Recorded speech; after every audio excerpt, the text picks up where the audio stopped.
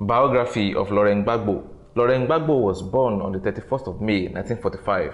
He is an Ivorian politician who was the president of Côte d'Ivoire from the year 2000 until his arrest in April 2011.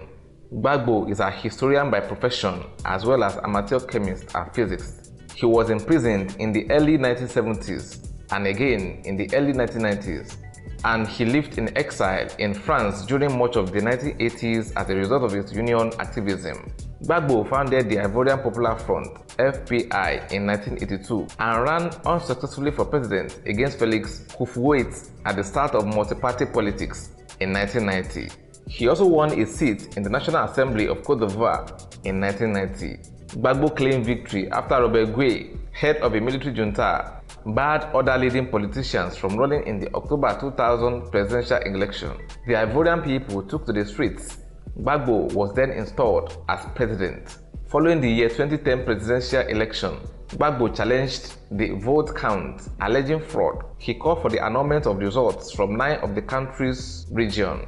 Alassane Ouattara was declared the winner and was recognized as such by the election observers, the international community, the African Union, and the Economic Community of West African States. However, the Constitutional Council, which according to Article 94 of the Ivorian Constitution determines disputes in elections, proclaimed the result of presidential election that Gbagbo had won.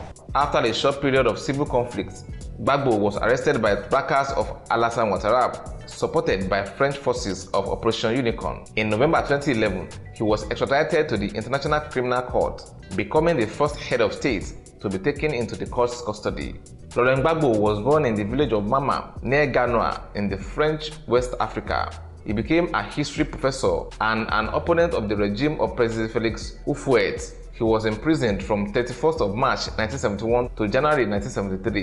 In 1979, he obtained his doctorate at Paris Diderot University. In 1980, he became director of the Institute of History, Art, and African Archaeology at the University of Abidjan. He participated in the 1982 teachers' strike as a member of the National Trade Union of Research and Higher Education. During the 1982 strike, Gbagbo formed what would become the Ivorian Popular Front (FPI). The FPI vowed to restore modernization in the country by building infrastructure, transport, communication, water, and clean energy. He returned to Côte d'Ivoire on the 13th of September 1988 and at the FPI's Constitutive Congress, held on November 19 to 20, 1988, he was elected as the party's Secretary General. Following the introduction of multi-party politics in 1990, Gbagbo challenged Houphouët Boigny in November 1990 parliamentary election. Gbagbo won a seat in the National Assembly, along with 8 other members of the FPI.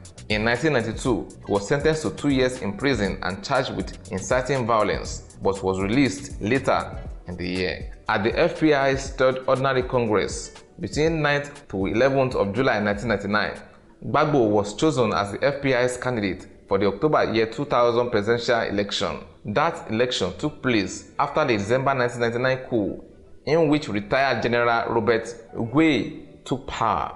Gué claimed victory in the election held on October 22nd of year 2000. However, after it emerged that Gbagbo had actually won by a significant margin, street protests forced Gué to flee the capital. Gbagbo installed himself as president on 26th of October. In 2010, Côte d'Ivoire had a presidential election that saw Gbagbo face off with Alassane Ouattara. Gbagbo, whose mandate had expired in 2005, had delayed the election several times. On November 28, 2010, the second round-off of the presidential election was held. 4 days later, the Independent Electoral Commission (CEI) declared Alassane Ouattara the winner with 54.1% of the vote.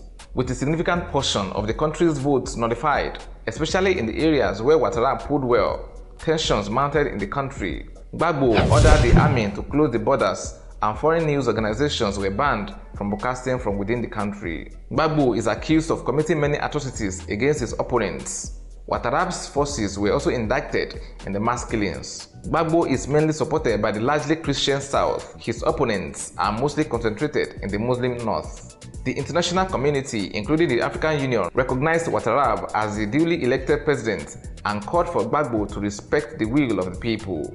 Gbagbo responded by launching ethnic attacks on northerners living in Abidjan with his army made up partly of Liberian mercenaries. When Nigeria demanded Gbagbo step down and the EU began imposing sanctions and freezing assets, Gbagbo demanded foreign troops leave the country. On the 11th of April 2011, forces loyal to Ouattara, supported by the French and the UN army, moved to seize Gbagbo at his residence in Abidjan after failed negotiations to end the presidential succession crisis. The UN had insisted that Gbagbo be arrested, judged, and tried for crimes against humanity during his term and since the election of Ouattara.